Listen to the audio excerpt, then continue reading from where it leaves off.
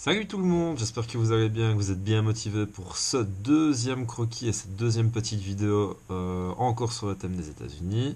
Alors comme ça vous avez aidé la première fois, je me suis dit que j'allais faire pareil pour le deuxième, comme ça vous avez une bonne base pour commencer à travailler. Alors d'abord le croquis, vous devez le faire sur quoi? Vous devez le faire sur le thème de l'immigration aux USA. En gros, ce croquis-ci, il va vous servir à comprendre comment se sont peuplés les USA dans le passé et encore actuellement avec les différentes vagues d'immigration. Alors d'abord, pour avoir plus facile, j'ai pu repérer qu'en fait, il y en a beaucoup d'entre vous qui oubliaient des informations super faciles qui vous font gagner des points d'entrée, comme le titre, la légende, les sources, l'orientation. C'est vraiment quelque chose de super simple qu'on peut faire dès le début. Donc pour commencer le croquis, je vous le rappelle, ça c'est mis dans votre fiche outil comment réaliser une carte, un croquis de synthèse. Tout est mis dedans, mais je veux quand même vous le remontrer pour que vous n'ayez pas oublié. Donc on n'oublie pas de mettre le titre pour commencer. Alors le titre, ce sera toujours la question que l'on se pose. Donc là, toujours commencer par le titre. Ça va? C'est des points facilement pris. Et bien mettre la question que l'on se pose qui va résumer l'ensemble du croquis. Alors une fois qu'on a mis le titre et pour être sûr et certain que ce soit affiché, on me met dans un endroit ici l'orientation. Alors moi je l'ai mis ici sur cette partie-là du croquis, mais tant que vous le mettez à un endroit de la carte pour me signifier que le nord est bien dans ce sens-là, c'est bon, vous avez aussi des points. Alors, vous pouvez également marquer directement, comme ça, ce sera indiqué. Les sources, donc les sources juste ici, en gros, ça va, c'est qu'allez-vous utiliser comme document, qu'allez-vous utiliser comme ressource pour pouvoir faire ce croquis. Si vous utilisez les documents du cours, vous devez le noter. Si vous utilisez un atlas, vous devez le noter avec la page que vous avez utilisée. Si vous avez utilisé Internet, vous devez le noter. Donc ça aussi, c'est un point de prix également pour le croquis. Donc ne l'oubliez pas. Alors ensuite, donc une fois qu'on a mis notre titre, notre légende, notre orientation et notre source, il n'y a pas besoin d'échelle, je vous le rappelle, parce que dans un croquis de synthèse, tout est fait sans échelle. Alors, une fois qu'on a fait ceci, on replace encore le fond de carte qu'on va utiliser. C'est encore une fois les États-Unis. Alors, n'oubliez pas, donc là ici, le fond de carte ici importe peu, tant qu'ici ça ressemble au plus ou moins, on va considérer que c'est bon. Regardez, moi ici à quoi ressemblent mes États-Unis. Tant que vous ne faites pas les États-Unis de manière triangulaire ou d'une forme qui ne ressemble pas vraiment aux États-Unis, ça va. Là, on remarque quand même bien que la forme est plus ou moins semblable, donc c'est bon. Une fois qu'on a les États-Unis, on peut passer à la suite. Alors, je ne sais pas si vous avez correctement lu les consignes, mais toutes les consignes sont affichées ici. Ça va? La question de recherche qui va nous intéresser, c'est celle-ci. Donc, je vous la relis. Quelles sont les différentes vagues d'immigration aux USA du 15e siècle jusqu'à aujourd'hui? Alors, vous avez les différentes consignes à faire juste là. Si vous vous demandez ce qu'il faut faire sur ce croquis, vous devez absolument lire ces consignes-ci. Si vous avez lu ces consignes-ci, vous saurez répondre et faire votre croquis. Alors, les documents que vous devez utiliser, ce sont les documents 6 à 10.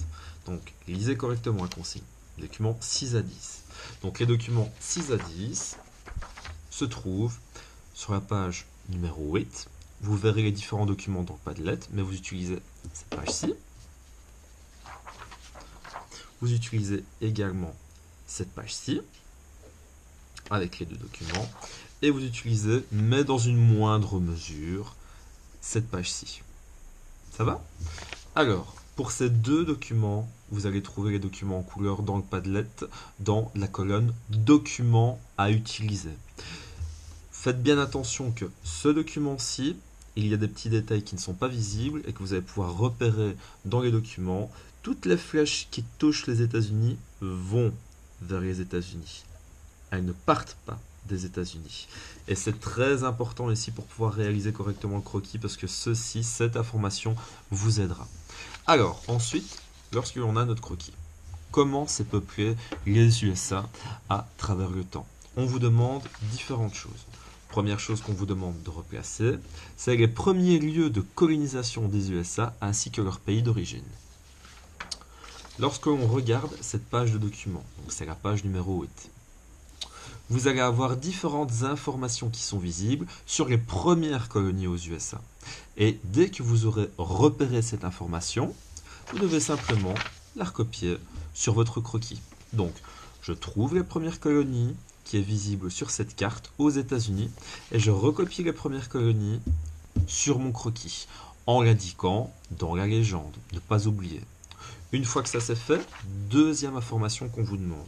On vous demande de replacer les différentes vagues de migration vers les USA dans le passé et actuellement. Je ne sais pas si vous vous souvenez, mais dans le passé, on a vu qu'il y avait une vague d'immigration bien précise qui n'était pas non plus spécialement agréable pour les personnes qui en étaient victimes. Il faut replacer cette vague de migration. Ensuite, quand on parle d'à l'heure actuelle, il faut que vous vous concentriez ici sur les documents qui vous montrent les migrations à l'heure actuelle. Souvenez-vous, lorsque l'on a une flèche, les flèches sont des mouvements migratoires, des mouvements de population. Vous devez vous concentrer sur celles qui vont vers les États-Unis. Une fois que l'on a les flèches allant vers les États-Unis, il suffit de les ajouter à notre croquis et de les indiquer dans la légende, en précisant bien d'où elle vient. Alors, autre chose, si vous avez d'autres informations sur les flux migratoires, comme si les migrants sont qualifiés ou non, ou comme si le nombre de migrants n'est pas le même, donc la quantité de migrants, il faut aussi l'indiquer dans les flèches. Donc ne me mettez pas simplement une flèche vers l'endroit où la migration va, mais il faut aussi apporter des précisions. Sont-ils qualifiés? Combien y en a-t-il? Si c'est indiqué. Et me trouver une solution pour le mettre dans la légende. Par exemple, une migration qu'on peut voir à première vue. Et celle-là, je vous la donne. On peut voir que, par exemple, il y a une migration qui vient d'Amérique du Sud et qui va vers les États-Unis. Simplement, on prend son croquis. Si je sais qu'il y a un flux migratoire qui part d'Amérique du Sud et qui va vers les États-Unis, je le représente plus ou moins pareil. Donc là, si j'essayais de refaire la même chose, j'aurais quelque chose comme ceci. Je trace une flèche, cette flèche représente le mouvement migratoire, mais c'est pas tout. Si je fais une flèche, je dois mettre en couleur, par exemple, et ensuite, cette flèche représentera, si je l'indique dans ma légende,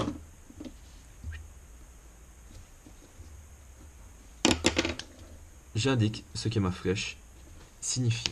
Et dans ce cas-ci, ma flèche, elle signifiera, si jamais vous regardez bien le document, un flux migratoire provenant d'Amérique du Sud et allant vers les USA. Donc ça, je devrais le préciser dans ma légende.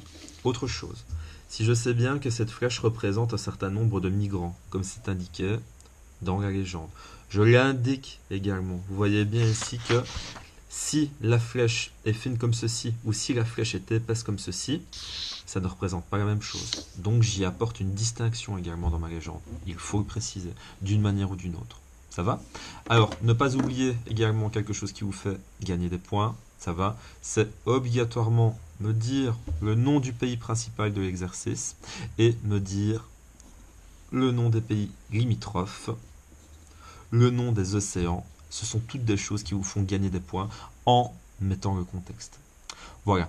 Si jamais vous avez la moindre question, n'hésitez pas à m'envoyer un message sur le Padlet, j'essaierai de vous y répondre pour que les choses soient claires. Pour toutes les classes, je vous ai remis un délai.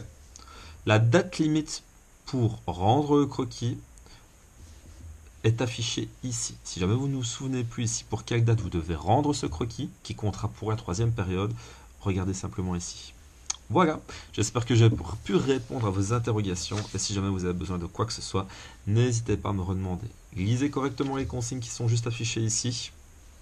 Analysez correctement tous les documents.